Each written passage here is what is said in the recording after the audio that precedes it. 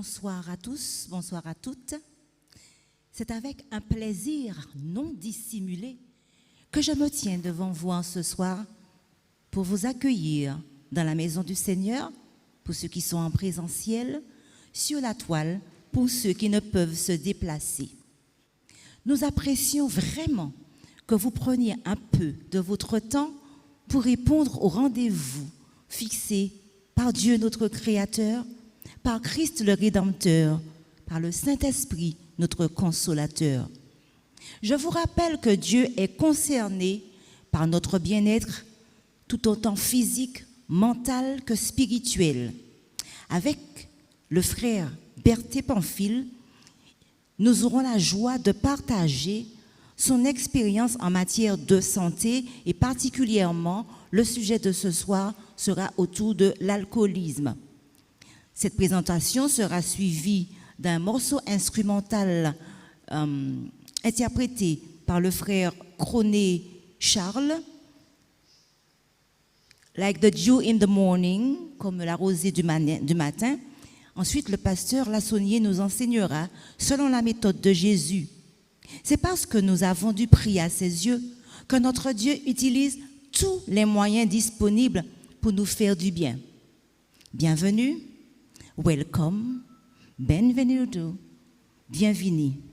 Mamai, nous comptons les autres. On écoute les paroles, bon Dieu, et puis attention, et puis empressement. Bon Dieu béni. Actuellement, nous connaissons la prière et puis frigide.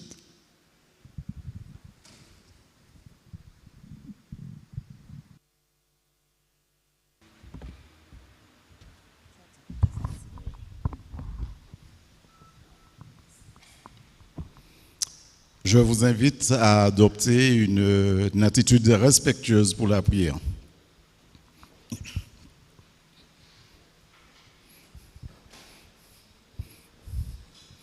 Papa bon Dieu qui est dans le ciel, au soir nous les glorifions, nous les levons, nous les magnifions parce que c'est bon Dieu nous, avec qui pas ni pièce d'autres bon Dieu qui ont.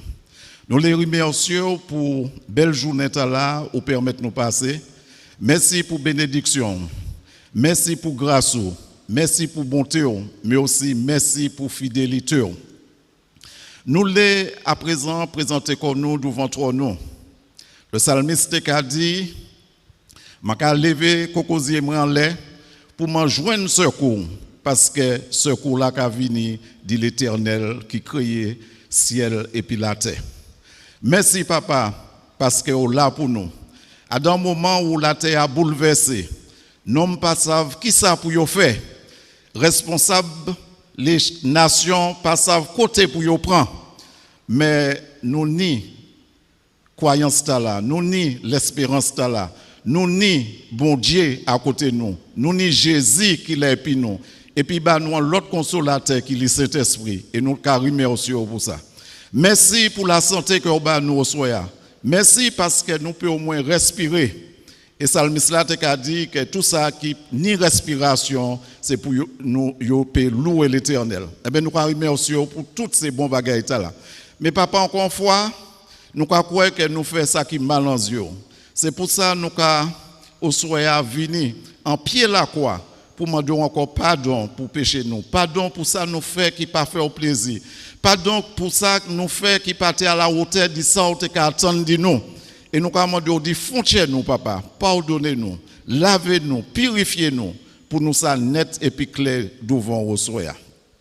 Au soir là papa, ou kaba nos privilèges pour nous pétendre parole. Nous savons que les qui arrivé qu'il y a une famine et puis jeunes gens qui parcouru la terre pour rechercher parole. Mais alors que les signes qu'a montré nous que Jésus a viré tout la même, ou kaba nous encore opportunité là papa pour nous pétendre parole. Nous commandons le Saint-Esprit posséder chaque tiers. Nous commandons le Saint-Esprit aussi posséder prédicateur. Et si l'inspiration que le Saint-Esprit que Dieu nous prédisposé pour nous tendre parole, eh bien nous avons doublé, nous avons prendre position pour la vérité. Alors papa, nous commandons encore bénir chaque monde qui écoute à travers le net, ça qu'il a présent et puis non, et qu'il le Saint-Esprit nous fait un travail avec l'un nous-mêmes, nous qui sommes ici, nous qui voyons que nous bénis, nous qui voyons que bon Dieu parle par nous, la vie nous transforme, nous qui peut-être des plus bons maris, des plus bons mamans, des plus bons jeunes, des plus bons yish, avec nous continuer bas témoignage qui Jésus vivant, Jésus bon, avec qui mort nous et puis c'est que tout nous sauvé. Papa béni programme ta là, c'est grâce avec bénédiction nous demandons Jésus. Amen.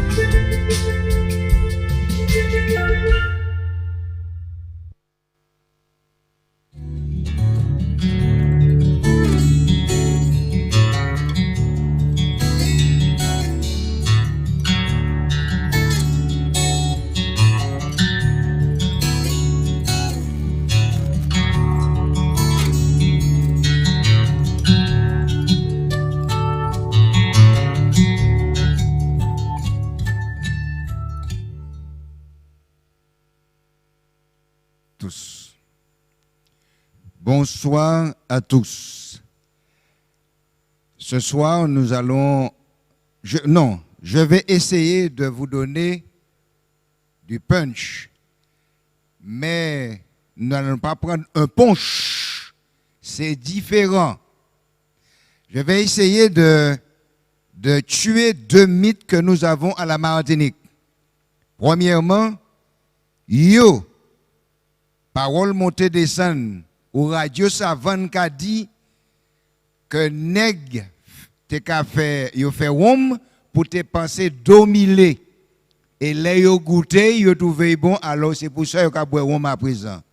Ça pas vrai maman là. Deuxième bagaille là. Yo toujours parole montée descendre, et d'ailleurs n'importe qui va vous le dire, yo mettez en rhum. Non, yo pas qu'à mettre moun en rhum. Il faut savoir quelque chose. Pourquoi boit-on de l'alcool? On boit de l'alcool pour toutes les occasions. Je dis bien pour toutes les occasions. Depuis la naissance à la mort, en passant dans les anniversaires, les premières communions, les rencontres, les départs, les arrivées, les échecs, les études, les réussites, les nominations, les changements de grade. Dans tout ce qu'on fait, on boit de l'alcool. Maintenant, on est triste, on boit. On est gai, on boit. Et comment ça commence? Comment ça commence et qui est un alcoolique? L'alcoolique est celui qui boit pour se sentir bien. Celui qui prend un punch en passant, il est parti. Il rentre bocaili, il pas qu'à boire encore. Mais celui qui s'assied pour boire, ou bien qui à chaque rencontre boit, ou celui qui rentre chez lui le soir avant de manger et avant de se coucher, il faudrait qu'il passe par la boisson, on peut dire que celui-là, c'est certainement un alcoolique. Maintenant, parmi les alcooliques, il y a plusieurs qualités. Vous allez voir quelqu'un qui consomme beaucoup, c'est un gros buveur, mais il n'a aucun problème avec ça. Si pas ni, pas ni. Mais si ni, il que prend. Il n'est pas obligé de tomber celui-là. Mais celui qui est le plus dangereux, ou la plus dangereuse manière de consommer de l'alcool, c'est quand on est rentré à la maison et à l'abri de tous, on prend un petit punch rapidement.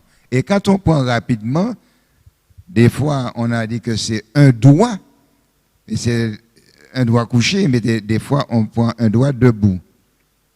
Le doigt couché a beaucoup moins que le doigt debout. Mais c'est une histoire. Maintenant, nous n'avons pas beaucoup de temps pour découvrir tous les rouages de l'alcool. Nous allons voir peut-être rapidement ce soir quel est le danger qui nous guette quand nous consommons de l'alcool. Quand on consomme de l'alcool par la bouche, vous me direz, mais c'est pas bouche au caboué, enfin. Non, pas spécialement. Anciennement, les enfants, quand on baignait les bébés, on mettait un peu de rhum dans l'eau et on faisait une petite émulsion. Et quand on mettait le bébé, l'eau avait une autre texture, je dirais, et le bébé, il dormait tout de suite après. Et puis on le regardait, regardez, dormi, petit zombie, maman, regardez, dormi. Pendant ce temps, nous t'es boulé. Nous t'es boulé, tiens, la net. Parce que l'alcool est passé à travers sa peau fine, a pénétré dans son sang et il s'est enivré. Mais on ne le savait pas. C'est pourquoi maintenant, il y a de l'eau de Cologne de bébé sans alcool. Je disais que l'alcool, en pénétrant dans la bouche, quand il est dans votre bouche, il passe tout de suite aussi dans le sang. En petite quantité, mais il passe dans le sang.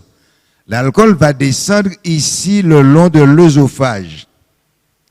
Quand vous preniez de la bière, du champagne, du rhum, il va descendre comme confiti béton, il va nettoyer toute la graisse là, toute la glaire, toute glaire là. C'est-à-dire quand vous tournez un boyau, vous allez voir la glaire qui reste entre vos deux doigts là. C'est exactement ce que nous avons de la bouche à l'anus. Tout le tube digestif est recouvert de cette glaire qui s'appelle une muqueuse. Alors, l'alcool l'arrache. Que je vous dise, ce n'est pas la peine de prendre de la bière dite sans alcool, hein, parce que ça n'existe pas. La bière dite sans alcool n'existe pas. Toute bière à 1,2 degré. Vous allez me dire, ah, monsieur, n'exagérez pas. Alors, si mon banti la bière, la bière, non. Ou apprendre ni monter l'escalier. Parce qu'il a commencé par bière dite sans alcool, et là, il arrive en tête, mon na, et il a demandé au yon qui n'y la quoi à suivre. Et c'est vous qui mettez là-dedans. Pas dit, vous mettez en room, c'est vous qui apprenez à boire la bière. Revenons à nos moutons, tandis que l'alcool descend dans l'œsophage et tombe dans l'intestin et va directement dans le foie. Alors, il y a dit nous que les cas boire roum depuis ou boule ou vous sentez quoi tout dit et puis on y a un petit malaise ou qu'à aller prendre en dité feuille fruit à pain jaune, feuille boldo jaune, tout ça qui est jaune et puis on va faire un bon dité et puis au bout là même peut-être ça vous au cas de bout là même mais le dégât que l'alcool a déjà causé dans votre foie, ce n'est pas la feuille de boldo qui va l'enlever. Le foie va essayer de détruire une partie de l'alcool. Oui, il va essayer. Mais la majorité va sortir du foie et va partir dans le cœur. Dans le cœur étant, cet alcool va partir dans toute la circulation. Et ceci sans transformation. Pourquoi je dis sans transformation? Parce que juste avant de venir ici, si j'avais mangé un sandwich de marinade et de saucisson avec laitue mélangée, si on me faisait une prise de sang, on aurait trouvé lipides, glucides, etc. Mais si j'avais pris un punch, en arrivant ici, en me faisant une prise de sang, on allait trouver de l'alcool. C'est-à-dire que l'alcool de la bouche au cœur et dans toute la circulation, il arrive sans transformation. C'est-à-dire, quand il sort du cœur et il monte, il va monter directement dans le cerveau parce que le cerveau va pomper le sang. Ça va au cerveau. Et derrière là, juste derrière la nuque, ici, là où je touche, c'est le petit cerveau ou le cervelet. Et quand l'alcool arrive à ce niveau, eh bien, c'est à ce moment, nous avons dit, éboulé. On est ivre, on perd l'équilibre parce que l'alcool va toucher. Et c'est le coup de grâce, l'alcool va toucher cette partie, le cervelet ou le centre de la respiration, et on perdra l'équilibre dans une ivresse. Maintenant, pourquoi je précise surtout cette partie-là? Parce que nos enfants, nous avons des enfants, nous leur avons donné une bonne éducation, mais nous ne les suivons pas dans la cour de l'école. Et dans la cour de l'école, ils ont des camarades et ils ont leur anniversaire. Et pour fêter l'anniversaire, on va essayer de trouver le plus fort, le plus bon, le plus huppé, le plus alcoolisé qu'on peut supporter d'après nous. Et qu'est-ce qu'ils font? Ils font une cotisation et ils vont acheter soit une bouteille de blanc ou une bouteille de bière. Et comme mon fils il a mis 2 euros. Il veut boire le premier parce qu'il veut boire pour ses 2 euros. Et il n'y a pas de mesure. Et il va faire descendre. Et tant que ça descend, eh bien, il est content. Mais, comme il n'a pas l'habitude de boire, et que c'est très difficile pour lui de supporter, son cerveau sera touché. À un certain moment, le cerveau va commander à ce muscle-là qui est le diaphragme, le muscle de la respiration. Et ce muscle-là va s'affaisser, le cerveau n'a plus d'oxygène, et c'est ce qui va s'appeler, pour aller vite, le coma éthylique. Dans les 5 minutes, si votre fils, si mon fils n'a pas eu l'occasion de rencontrer un pompier qui passait par là, si jamais on ne l'a pas appelé, eh bien je perdrai mon fils. Voilà une des raisons qui font que l'alcool est la partie la plus dangereuse de la consommation domestique. Nous devons savoir faire attention et veiller à ce que ça ne se produise pas. Quand l'alcool nous a laissés dans un coma éthylique, le foie n'a pas tout rejeté. Et le foie va travailler avec cet alcool, comme je travaille avec l'heure. Ce foie va se gonfler. Vous avez déjà vu des hommes qui boivent et vous voyez que les yeux sont jaunes. Et quand vous voulez toucher à ce côté-là, vous voyez, si vous allez chez le médecin, il sursaute parce qu'ici, il y a une toute petite protubérance parce que le foie a augmenté. C'est un foie malade. Et quand on touche, ça lui fait mal. Il va se faire soigner. Il ira à l'hôpital. Ou bien il va avoir un traitement du médecin. Et il va, ça ira. Le foie va baisser.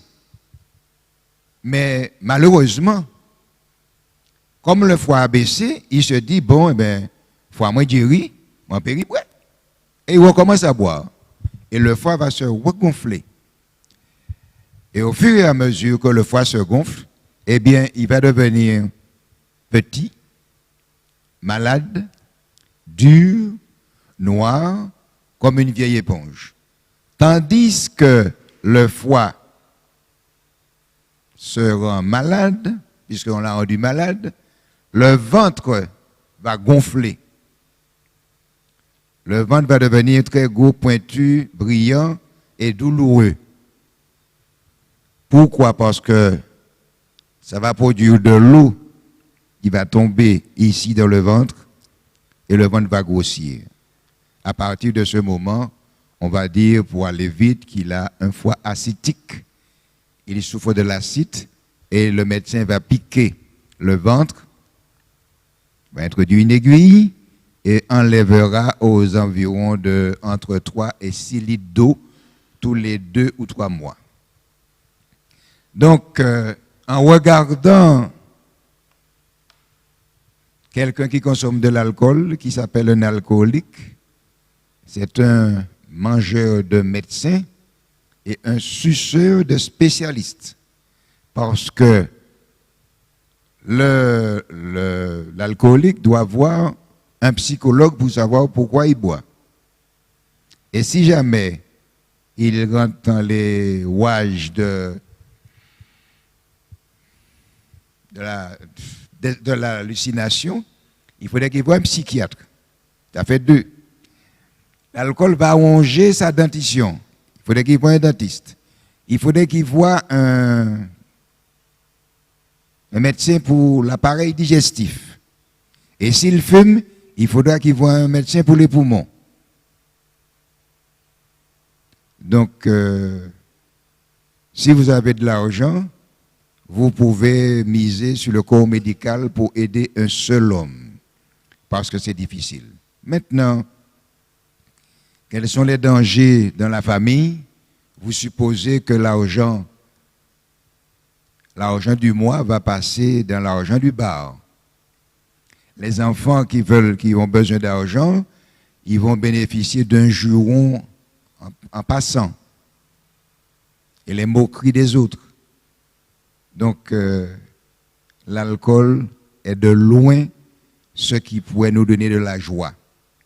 Maintenant, en terminant, je voudrais vous dire de dire à vos amis, à votre cousine, à votre cousin qui vient de se marier, si elle attend un enfant, si elle souhaite avoir un enfant et qu'elle affectionne particulièrement la boisson à bulles, on peut dire le champagne, dites-lui, si jamais elle est enceinte, elle vient de découvrir par un test à la pharmacie qu'elle est enceinte, de ne pas fêter.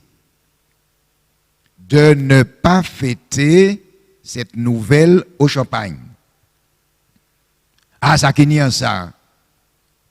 C'est parce que Walvantis ou pas qu'à boire, si je bois un champagne, c'est quand j'en ai moins. Mais justement, c'est là où boire champagne, là où tu maman là, il finit de on y tient jour, ou tellement content, ou qu'à acheter champagne plus cher.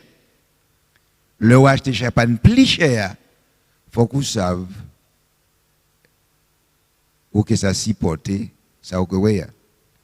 Parce que il arrive que cette personne qui a bu pendant les 15 premiers jours de sa grossesse, quand l'enfant va paraître à la naissance, on va le regarder, on va dire, mais c'est pas à moi.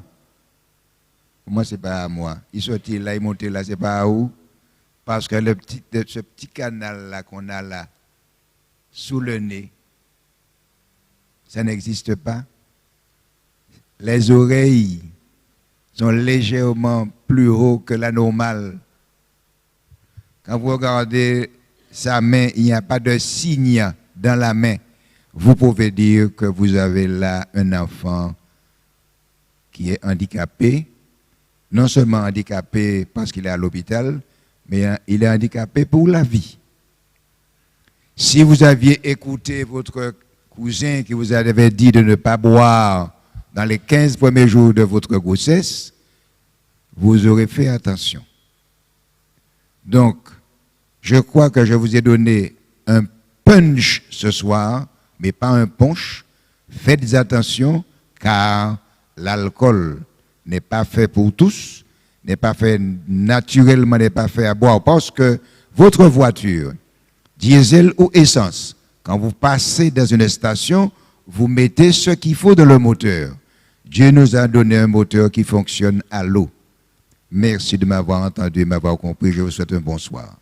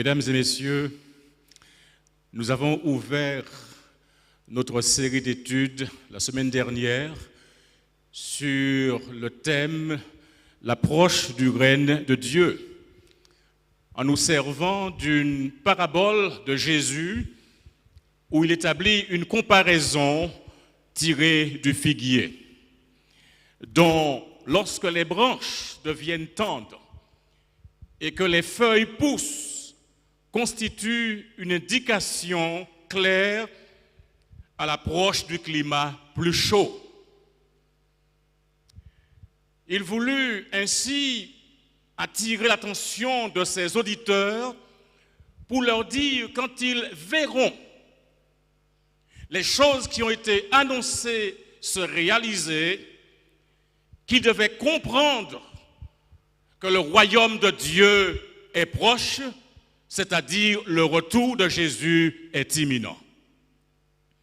Ce soir, nous nous arrêterons sur une déclaration de Jésus-Christ d'une extrême importance du point de vue de sa tonalité. Dans Luc chapitre 21, verset 32, la Bible dit « Je vous le dis en vérité, cette génération ne passera point, que tout cela n'arrive. Le ciel et la terre passeront, mais mes paroles ne passeront point. » Prions le Seigneur. Père éternel, ta parole a été ouverte. Nous y avons lu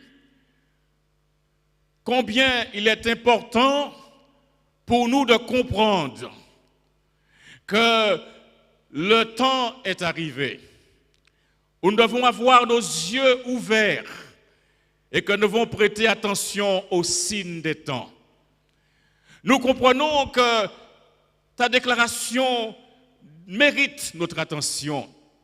Je vous le dis en vérité. Et nous voulons ce soir être disponibles, attentifs à ta parole. Parle-nous, donne-nous l'intelligence, la compréhension, en sorte qu'aucune parole ne nous échappe, mais que l'Esprit Saint soit l'instructeur principal et que nos cœurs soient touchés, que ton serviteur soit sous ta coupole et que Jésus-Christ soit vu et entendu en son nom. Amen. Le texte nous dit, de même, quand vous verrez ces choses arriver, sachez que le royaume de Dieu est proche. Je vous le dis en vérité, cette génération ne passera point, que tout cela n'arrive. Les paroles de Jésus sont importantes. Et si le ciel et la terre passeront, mais que ces paroles ne passeront point, il est important que nous soyons attentifs aux paroles de Jésus-Christ. Important que nous comprenions que ces paroles sont données pour notre bien. Nous notons Jésus qui déclare « Je vous le dis en vérité ». Que veulent dire ces mots « Je vous le dis en vérité » ? L'expression « en vérité » dans le grec est « amen ». Amen est dérivé de l'hébreu « amen » et signifie ferme, établi, sûr.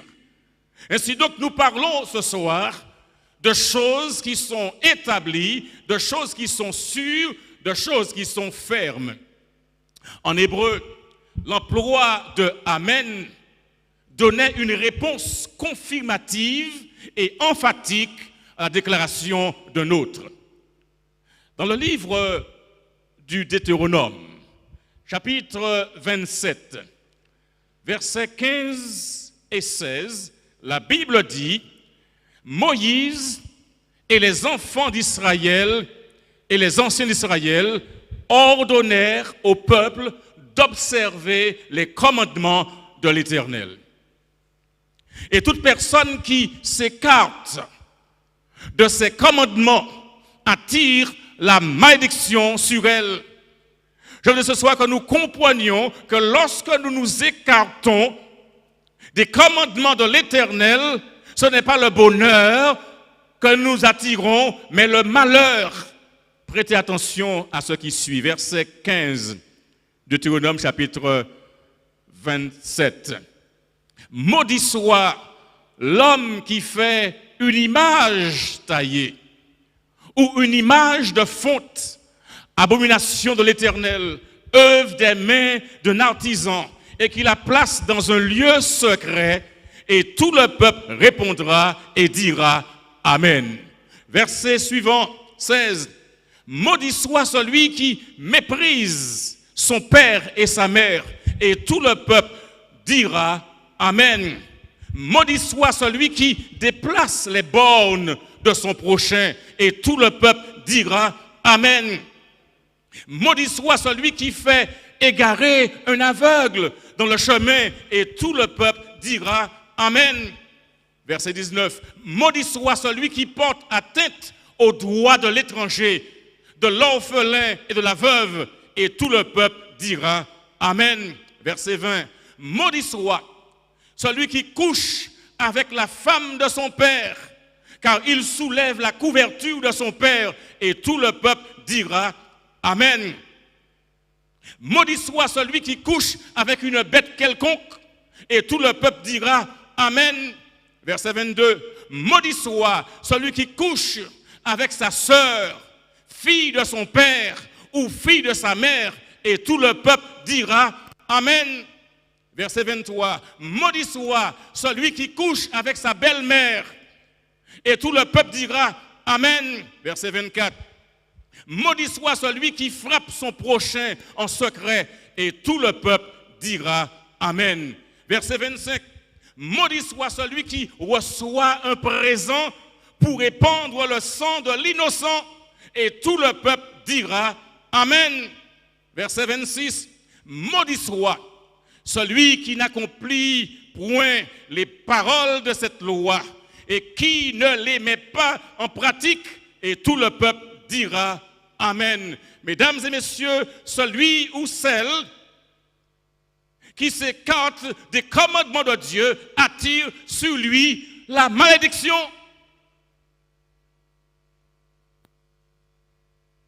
Le même emploi est rapporté dans le Nouveau Testament. Dans 1 Corinthiens chapitre 14, verset 16, dans le contexte du don des langues, où certains pensent qu'ils parlent et que ce n'est pas important que les autres comprennent ce qu'ils disent. Et on voit ici et là parfois un genre de brouhaha. Et l'on dit, on parle en langue. Mais voilà ce qui est dit ici, dans 1 Corinthiens 14, verset 16. Autrement, si tu rends grâce par l'Esprit, comment celui qui est dans les rangs de l'homme du peuple répondra-t-il Amen? La fin est claire à ton action de grâce, puisqu'il ne sait pas ce que tu dis. Comment peut-il dire Amen si ce que tu dis est incompréhensible?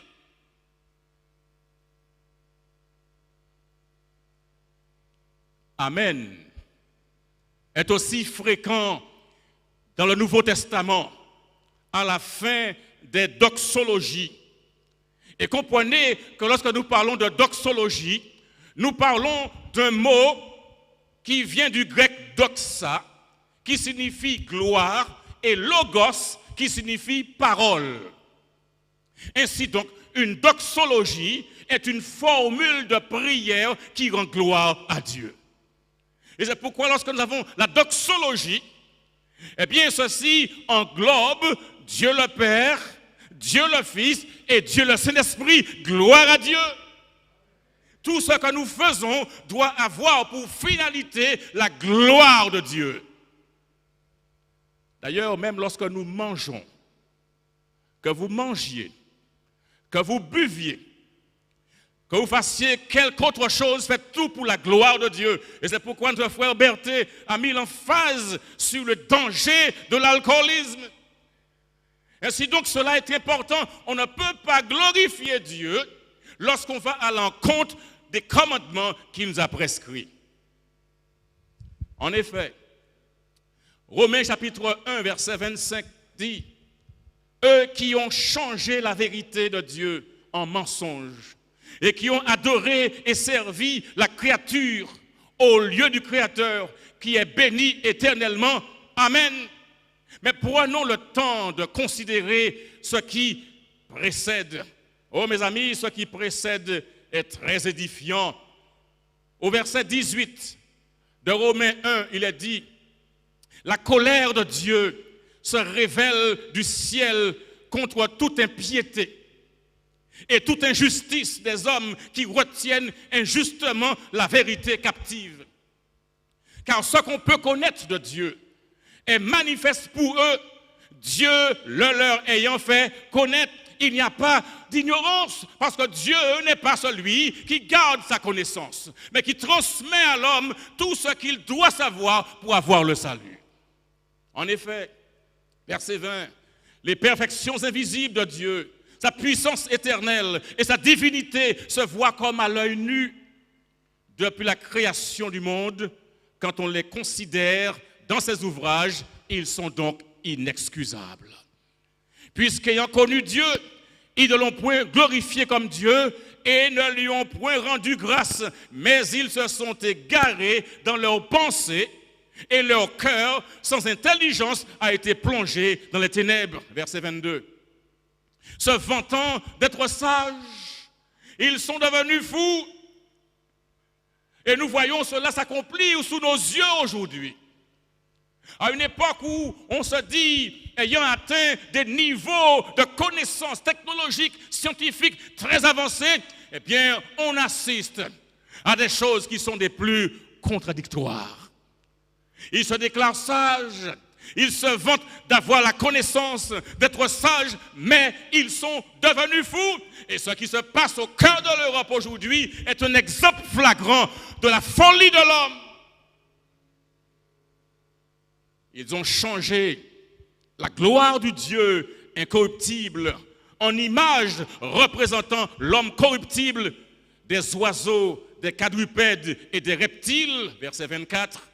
C'est pourquoi Dieu les a livrés à l'impureté, selon les convoitises de leur cœur, en sorte qu'ils déshonorent eux-mêmes leur propre corps, eux qui ont changé la vérité de Dieu en mensonge et qui ont adoré et servi la créature au lieu du Créateur qui est béni éternellement. Amen.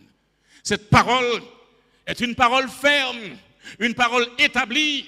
Je vous le dis en vérité, l'expression en vérité, avons-nous dit, dans le grec, amen, est dérivée de l'hébreu amen et signifie ferme, établi, sûr. Ainsi donc tout ce qui est dit ici ce soir est sûr, est ferme, est établi parce qu'il émane de la parole de Dieu. Je voudrais que nous comprenions une chose. Ce n'est pas la philosophie que je vous enseigne ici ce soir, ni l'idéologie d'un homme ou d'une femme, mais je vous présente ce soir la parole de Dieu. Un grand nombre de déclarations de Jésus commencent par la phrase « en vérité ». Et d'ailleurs, Matthieu va reprendre certaines déclarations de Jésus dans le contexte, par exemple, de l'aumône. Lors donc tu fais l'aumône, ne sonne pas de la trompette devant toi, comme font les hypocrites dans les synagogues et dans les rues, afin d'être glorifiés par les hommes. Notons bien, Jésus dit, je vous le dis en vérité, ils reçoivent leur récompense. Matthieu 20, chapitre 6, verset 5 dit, lorsque vous priez, ne soyez pas comme les hypocrites qui aiment prier debout dans les synagogues et au coin des rues pour être vus des hommes. Je vous le dis en vérité, ils reçoivent leur récompense. Autant qu'il dit de ne pas le faire, mais il dit que ceux-là reçoivent leur récompense. Alors, frère Berthet, il faudra définir le type de récompense. Et on laisse Jésus le soin de gérer cela. Ce n'est pas à moi ni à vous de dire quelle récompense. Dieu sait quelle récompense il donnera. Verset 16. Lorsque vous jeûnez, ne prenez pas un air triste, comme les hypocrites qui se rendent le visage tout défait pour montrer aux hommes qu'ils jeûnent. Je vous le dis en vérité, ils reçoivent leur récompense. Ça, c'est leur affaire entre eux et Dieu. Mais nous savons ce que Jésus dit. Ce n'est pas la peine que les gens voient qu'on est en train de jeûner, avoir un air triste, tandis qu'il y a une dichotomie entre ce qui est à l'intérieur de l'esprit et ce qui est vu. Oui, nous avons observé un grand nombre de déclarations de Jésus commencent par la phrase « en vérité ». Mais l'emploi de Jésus du mot « Amen » pour confirmer et renforcer ces déclarations lui est propre. Parmi tous les écrivains du Nouveau Testament, il n'y a que Jean qui double le mot comme dans Jean 3, verset 3. Et dans ce livre, en quelque sorte, il fait un total de l'emploi de ce mot « je vous le dis en vérité » 25 fois, et à chaque fois, il cite Jésus-Christ. Lisons dans Jean 3, verset 3. Jésus lui répondit, en vérité, je te le dis. Écoutez bien cela. Si un homme ne naît de nouveau, il ne peut voir le royaume de Dieu. Ça, ce n'est pas une parole à prendre à la légère. Cette parole-là est une parole sûre, une parole ferme, une parole établie qui émane des lèvres de Jésus. Verset 5. Jésus répondit, en vérité, je te le dis, si un homme ne naît d'eau et d'esprit, il ne peut entrer dans le royaume de Dieu. Voulez-vous entrer dans le royaume de Dieu? La réponse ferme et sûre et établie que Jésus donne, c'est qu'il faut naître de nouveau. Il faut naître d'eau et d'esprit. Cette naissance-là, l'homme ne peut pas le réaliser, mais c'est une naissance que Dieu réalise. Verset 47, chapitre 6 de Jean. En vérité, je vous le dis, celui qui croit en moi a la vie éternelle. Croyez-vous en Jésus-Christ? Si vous voulez avoir la vie éternelle, il vous faudra croire en Jésus-Christ. Pas croire en Marie, pas croire au pasteur, pas croire au prêtre, mais croire en Jésus-Christ.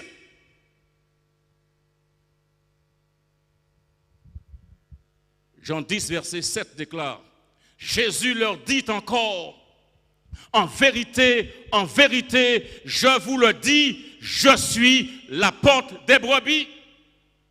Il n'y a pas plusieurs portes, il n'y a qu'une seule porte, et cette porte-là, c'est Jésus-Christ. Et si nous voulons être sauvés, nous voulons arriver au ciel, jouir des moments dans la félicité éternelle, il faudra passer par la seule porte qui mène au ciel et qui donne la vie éternelle, la porte qui est Jésus-Christ. Ne prenez pas cela à la légère.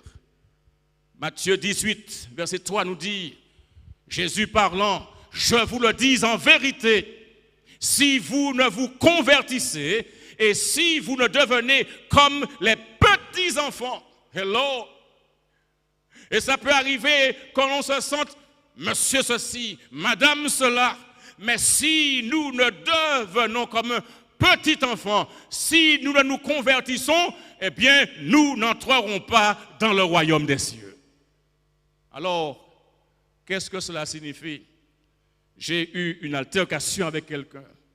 J'ai eu un différend avec quelqu'un, que j'aille pour faire la paix, pour m'excuser, demander pardon, échanger le pardon et continuer la vie, le cœur battant à l'unisson avec la pensée de Dieu. Jérémie nous indique combien cette parole est sûre, parce que l'Éternel est Dieu en vérité. L'Éternel est un Dieu vivant et un roi éternel. La terre tremble devant sa colère et les nations ne supportent pas sa fureur. Les hommes font ce qu'ils veulent aujourd'hui, Mais le temps vient où Dieu mettra un holà à tout ce désordre, à tous ces gens qui pensent qu'ils sont les monarques de l'univers, qui sont les souverains de l'univers et qui ne compteront de personne. Dieu mettra un ordre, un terme à cela. Alors, patience. Lamentation de Jérémie nous dit, il est bon d'attendre dans le silence, oui frère Charles, le secours de qui? De l'Éternel. Mon message pour vous ce soir, c'est que nous croyons quand Jésus déclare, je vous le dis en vérité, il n'est pas en train de rigoler, mais il parle de choses sûres. Il confirme sa déclaration et il nous dit ce soir, prenons cela au sérieux, mettons de l'ordre dans nos vies. Même un roi appelé Nebuchadnezzar l'a reconnu. Et il parle à Daniel au chapitre 2, 47 et il lui dit, Daniel, en vérité, votre Dieu est le Dieu des dieux et le Seigneur des rois et il révèle les secrets puisque tu as pu découvrir ce secret. Lorsque nous sommes en Jésus-Christ, lorsque notre vie est en orbite autour de Jésus-Christ, lorsque nous demeurons en Jésus-Christ, alors nous allons porter beaucoup de fruits et nous verrons beaucoup mieux et beaucoup plus loin que tous les sages de ce monde. Parce que il y a ici une connaissance qui transcende la connaissance humaine.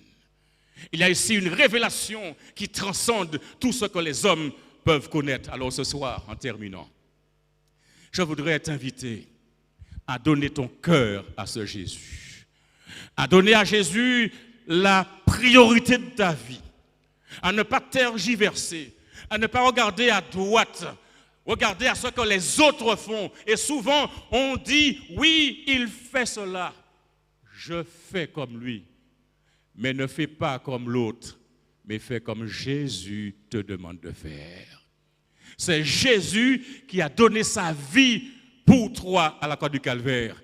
Voudrais-tu, ce soir, prendre au sérieux ces déclarations de Jésus? Je te le dis, en vérité, si tu ne changes pas, si tu n'es pas d'esprit et d'eau, tu ne seras pas dans mon royaume. Si tu ne changes pas de direction, si tu n'arrêtes pas de vivre en ennemi de la loi de Dieu, si tu continues dans la voie qui est opposée à ma volonté, tu auras un problème. Alors, nous pouvons recevoir ce soir la bénédiction du Seigneur. Père éternel, tes enfants ont entendu ton message. Ils ont compris depuis dimanche dernier que des choses ont été annoncées. Ces choses s'accomplissent et l'image du figuier est claire, nous indique que le temps est venu, que les choses ont changé, que le retour de Jésus est imminent. Quand vous verrez ces choses, sachez que le royaume de Dieu est proche. Le monde est bouleversé, la terre est dans l'émoi, les nations sont dans la crainte.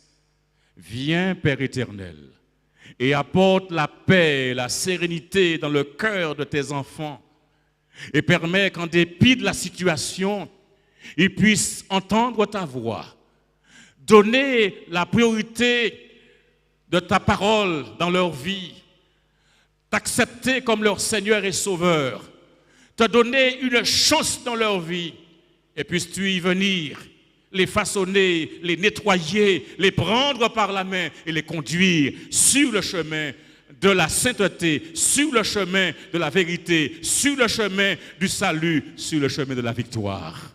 Ô Père, merci d'entendre cette prière et de bénir tes enfants. Que la grâce et la paix vous soient données de la part de Dieu le Père et notre Seigneur Jésus-Christ, qui s'est donné lui-même pour nos péchés, afin de nous arracher du présent siècle mauvais, selon la volonté de notre Dieu et Père, à qui soit la gloire au siècle des siècles. Amen.